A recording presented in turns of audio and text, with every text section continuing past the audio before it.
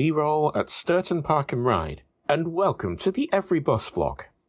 Stourton Park and Ride is the big sibling of the trio. It's open 6 days a week instead of 5. It's laid out in a circle for some reason. On one side, there's covered parking beneath these solar panels. On the other side, there's a bike storage unit and a vacant retail unit. In fact, it looks like it's been vacant for quite some time. And obviously there's parking too. Lots of it. About 1,600 spaces, I think. This park and ride site is basically in the middle of nowhere. It's at the junction between the M621 and the M1. Apart from the site, there's basically nothing here. There's a shared use path that leads up towards Belle Isle, but it's a fair old trek. We're not really near enough for it to be considered nearby. The facilities at the site are much the same as the other two. Toilets, ticket machines, seating, a big screen showing you how long you'll be sitting around. Except this building is larger and has a full-sized operations office. There were also these weird things, with a slogan for first bus that I've literally never seen before. There's also lots of EV charging here, including a handful of fast chargers. Interestingly, you're allowed to park here for up to an hour if you aren't using the buses, making this the only site of the 3 that can be used as a park and not ride. Let's ride the PR3 while we're here. I mean, that's basically the only thing to do here. The PR3 has just one local stop, outside First Direct, but apart from that, it's non-stop to Leeds. In my last 2 videos, I covered where the first 2 PR buses stop, on the southern side of Leeds city centre, and the PR3 continues that trend for the same reasons. There's a couple of stops on the south bank, a stop to connect with the number 5, a stop outside the railway station, and then it goes back the way it came.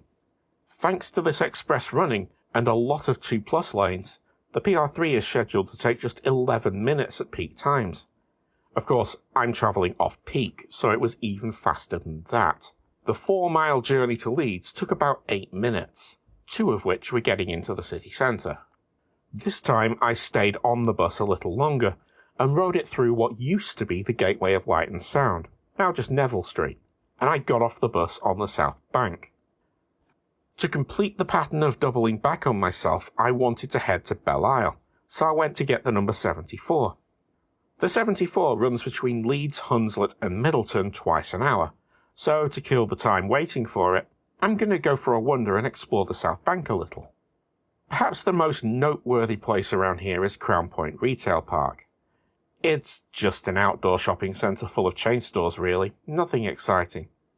But they do have an Asda that doesn't sell food, along with an M&S that sells very little else, so that's at least a little bit unusual, right? Also, just around the corner is Costco. I'm a member, so I'm going to go get some breakfast. A $1.50 hot dog combo meal? Yes, I think so. You rejoin me waiting for the number 74 bus heading south. The 74 has changed its number several times over the last decade or 2, and its route has been curtailed. It used to start in Morley, go via Leeds, and then snake down towards Middleton. Nowadays, it only starts in Leeds and takes a slightly more direct route around the eastern side of Belle Isle. Onto the 74, we're now heading in roughly the direction that the PR3 brought me here.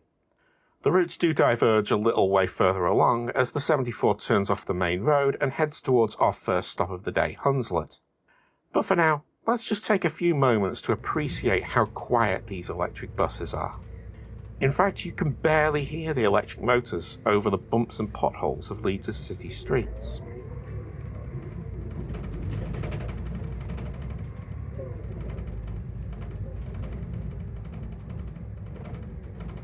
Electric appreciation moment over, Hunslet.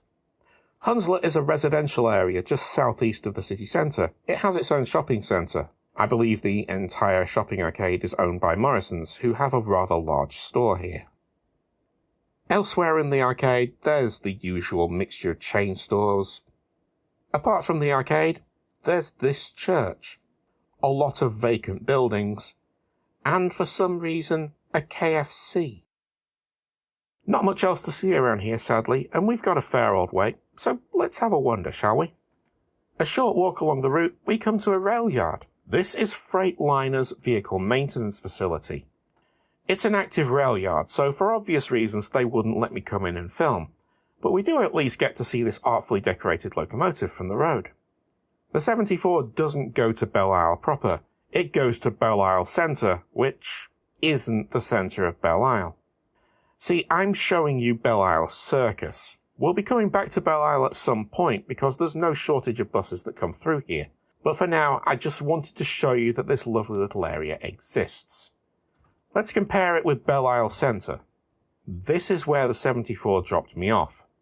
It's nothing. A wait of a little over half an hour and we're back on the 74 again, completing the route in Middleton. The bus dropped me off just opposite what is apparently Asda's flagship sustainability store.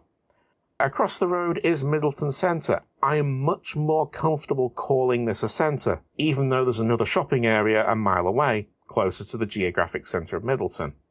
Here we also have Leeds' Urgent Treatment Centre.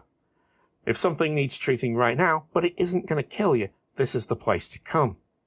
The centre's looking a bit run down, but it's the first one I've come across that's mostly occupied by non-chain stores. But we also have a cafe, a gym, and a pound shop.